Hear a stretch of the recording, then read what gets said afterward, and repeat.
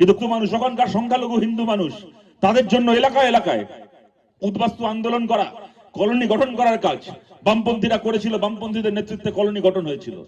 আজকে বাংলাদেশে ভাবতে খারাপ লাগে, নতুন করে আবার সেই ছবি দেখতে হচ্ছে।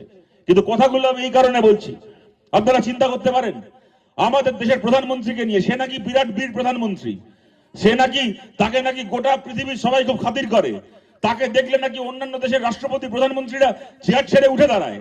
আর এমন একটা দেশ আমাদের দেশ ভারত, যা ছবি আমরা দেখছি ফেসবুকে হোয়াটসঅ্যাপে, যদি সেই ছবি সত্যি হয়, হয়তো সত্যি ছবি, কেননা 3-4 দিন হয়ে গেছে, এখনো কেউ অস্বীকার করতে পারেনি, অতএব নিশ্চয়ই সেই ছবি সত্যি ছবি।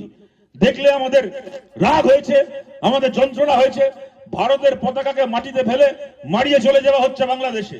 আজকে যারা বাংলাদেশে ওখানে এই ধরনের কাজ করছে, এই ধরনের কার্যকলাপ করছে, আপনারা চিন্তা করতে পারেন একটা দেশের জাতীয় পতাকাকে মারিয়ে চলে যাওয়া হচ্ছে, আর সেই দেশের প্রধানমন্ত্রীর মুখে একটা কথা নেই।